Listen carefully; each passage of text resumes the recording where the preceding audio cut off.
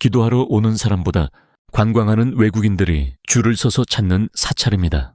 최근에 논란된 일이 있긴 하지만 여전히 이곳은 발 디딜 틈 없이 사람들로 붐비고 바다와 절이 하나 되는 풍경에 안 가보면 아쉽다는 말이 절로 나오는 그곳.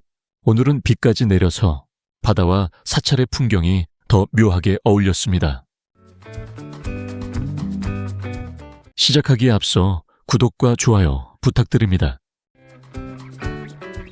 용궁사는 처음부터 조계종 소속은 아니었고 원래 개인 소유의 사찰로 운영되어 오다가 2021년 대한불교조계종 화엄사의 말사로 정식 등록되어 운영되고 있습니다. 사람 키보다도 큰 12지상이 위용 넘치게 줄지어 서 있는 모습은 압도적인 분위기를 자아내고 다들 자신의 띠를 찾아 사진을 찍거나 동전을 올려두고 조용히 소원을 빌기도 합니다. 누구에게나 말 못할 걱정 하나쯤은 있으니 이곳을 찾은 사람들도 아마 저마다 마음속에 무언가를 품고 이 자리에 선 게 아닐까 싶습니다. 자신의 띠 앞에 조용히 동전을 올려놓고 살며시 두 손을 모으는 짧은 순간 그 마음은 다 다르지만 간절한 만큼은 닮아 있습니다. 일주문 앞에 세워진 교통안전기원탑은 국민의 생명과 재산을 지키고 모범운전자들의 무사고 운전을 기원하기 위해 세워졌으며 다른 사찰에서는 보기 힘든 탑입니다. 언제부터인지 모르겠지만 용궁사에 들어갈 때 일주문으로는 들어갈 수 없게 되어 있었습니다.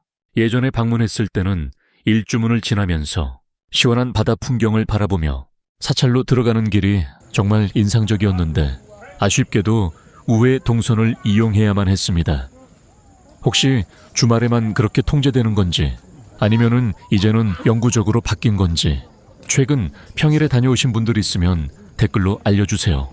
다른 분들께도 큰 도움이 될 것 같습니다. 그래서 오늘은 다용전에 바로 가지 않고 해수관세음보살님을 먼저 찾아뵙습니다. 해동용궁사의 상징 같은 존재 해수관세음보살상을 본관한 지 단 3일 되던 날 오전 11시경 오색 광명이 바다에서부터 몰려들어 신비로운 장면을 본 사람들은 눈을 의심하고 말을 잇지 못했다고 하며 그때부터 해수관세음보살님을 향한 참배객들의 발길이 끊이질 않고 있습니다.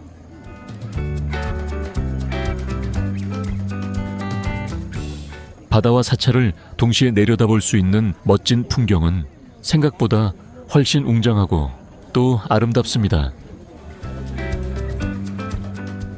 지금 이 순간도 누군가는 조심스레 자신의 소원을 종이에 담고 금빛 실에 매달고 있습니다. 용궁사를 찾은 모든 이들의 소원이 바람에 실려 꼭 이루어지길 바라봅니다.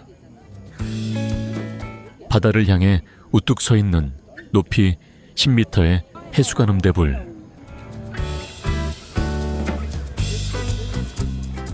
맑은 날이었다면 더 환하게 펼쳐졌을 테지만 잔잔한 파도 소리와 함께 보는 풍경만으로도 충분히 마음이 편안해졌습니다.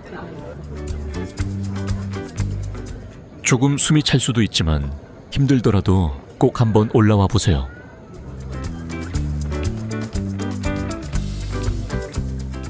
이제 천천히 계단을 따라 내려가 보면 절 안으로 깊숙이 들어가서 대웅전으로 향하는 길입니다. 석가모니불을 중심으로 아미타불과 약사열애불을 모신 대웅보전.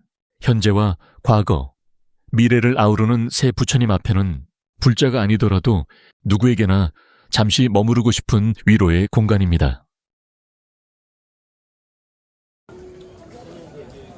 대웅보전 옆에는 쉽게 보기 힘든 크기의 포대화상이 자리 잡고 있으며 넉넉한 배와 환한 웃음 덕분에 그냥 지나치게 아쉬운 작은 힐링 공간처럼 느껴집니다.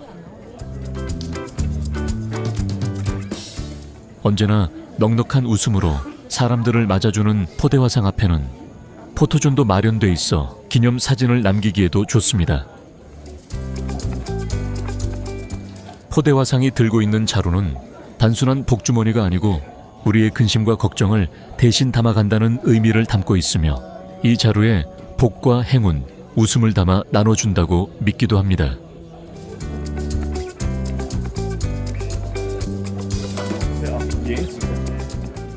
보통의 사찰이라면 산의 기운을 수호하는 산신각이 자리해야 할 곳에 용궁단이 있습니다.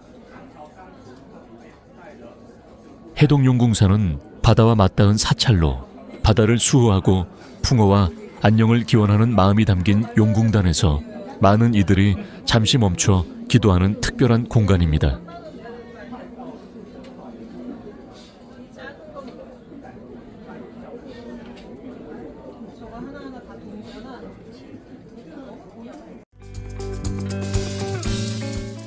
해동용궁사는 1월 1일 일출 명소로도 유명한 사찰입니다. 국내에서 해가 가장 빨리 뜨는 곳 중 하나로 알려져 있어 새해 첫날 동해의 바다 위로 떠오르는 해돋이를 보기 위해 이곳을 찾는 이들이 매년 줄을 잇고 새해 소망을 빌기 위한 명소로도 사랑받고 있습니다.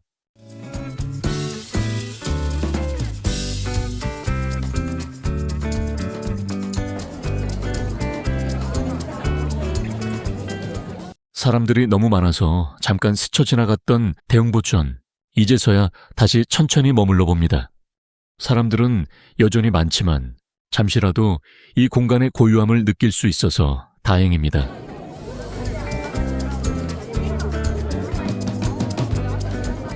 (2008년) 정해년 황금돼지 해를 맞아 조성된 한 쌍의 황금돼지상이 있습니다.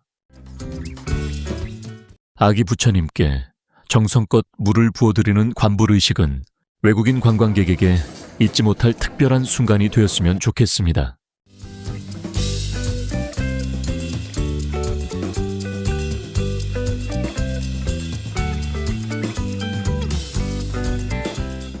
해동 용궁사 광명전은 열반에 드신 부처님을 중심으로 10대 제자가 함께 모셔진 공간입니다. 와불상은 부처님께서 열반에 들 때 모든 괴로움에서 벗어나 평온에 이르신 마지막 모습이며 죽음의 슬픔보다는 오히려 자비와 해탈 그리고 고요한 평화를 전해줍니다. 삶과 죽음, 시작과 끝을 모두 품은 그 모습이 짧지만 깊은 울림과 여운을 남기고 있습니다.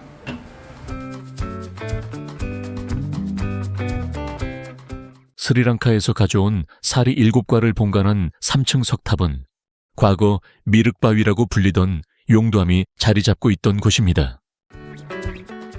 해동 용궁사에서는 매주 일요일마다 점심대 중공양이 진행됩니다.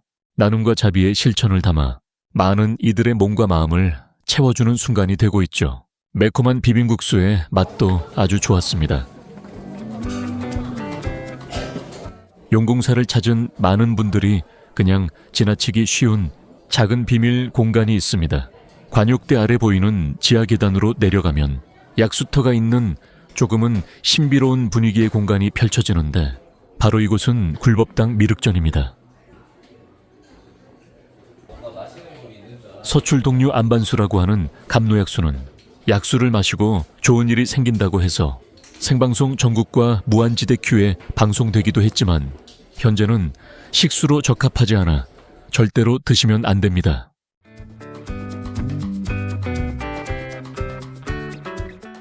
고려시대 나홍화상 해근 스님이 경주 분황사에서 수도하던 중 나라에 큰 가뭄이 들어 백성들의 삶이 무척이나 고단했는데 그 무렵 꿈속에 동해의 용왕이 나타나 복례산 끝자락에 절을 세우고 기도하면 가뭄과 풍랑이 사라지고 나라가 태평해질 것이라 전했습니다.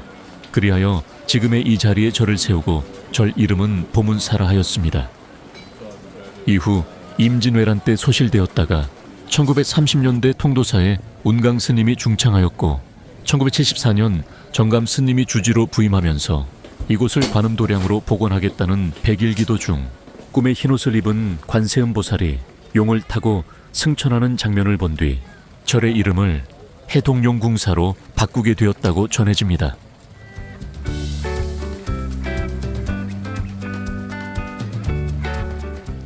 행운의 동전점이라 불리며 작고 동그란 항아리 속에 동전을 넣으면 소원이 이루어진다고 하는데 멀리 떨어져 있는 데다 항아리 입구는 손바닥만큼 작고 바람까지 불면 정확히 넣는다는 게 정말 쉽지 않아 보입니다. 이제 동해의 갓바위 부처님으로 유명한 쌍향수불로 향해 걸음을 옮깁니다. 한국에서 가장 아름다운 사찰로 손꼽히는 용궁사는 누구나 한 가지 소원을 이룰 수 있는 사찰로도 알려져 있습니다. 아침에 불공을 올리면 저녁에 복을 받는다는 말처럼 마음을 담아 간절히 기도하면 그 소원이 반드시 닿는다는 이야기도 전해지고 있습니다. 간절한 마음으로 두 손을 모으면 소소한 바람 하나쯤은 바다를 닮은 넉넉한 자비로 꼭 들어줄 것만 같은 곳입니다. 쌍향수불은 몸과 마음의 병을 치유해주는 약사열애불로 터가 좋고 영험하기로 유명하며 기도하는 사람들의 발길이 끊이지 않습니다. 동해의 갓바위 부처님으로 불리기도 하며 수능과 학업, 사업 등을 위한 대표적인 기도처가 되어주고 있습니다. 이곳에서 해동 용궁사를 내려다보는 풍경은 또 다른 감동을 줍니다. 바다를 바라보는 절의 정영이 한눈에 들어오고 잔잔한 파도 소리와 어우러져 마음까지 편안해지니 조금 힘들더라도 꼭 이 자리까지 걸어와 보세요. 분명 그만한 가치가 있는 곳입니다.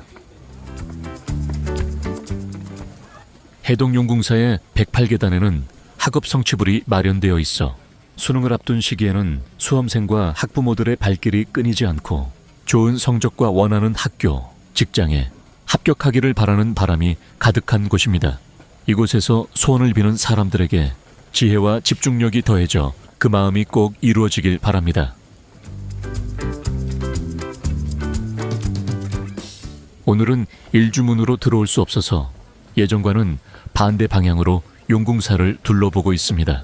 일주문에서 시작해 바다를 바라보며 천천히 들어오는 그 길이 정말 멋진데 그 전망을 보지 못해 조금은 아쉬운 마음이 들었습니다. 하지만 반대로 걸어보는 길에서 용궁사만의 색다른 매력을 느낄 수 있었습니다. 포대화상의 코와 배를 만지면 등남을 한다는 소문에 사람들의 손길이 얼마나 닿았는지 배와 코뿐만 아니라 귀까지도 새까만 손때가 묻어 있습니다. 우리나라 사람들이 외국의 왕궁이나 유서 깊은 사원을 방문할 때 새로운 감정을 느끼듯이 외국인들의 눈에는 어떤 모습으로 보여질지 궁금합니다. 오늘도 끝까지 시청해 주셔서 감사합니다.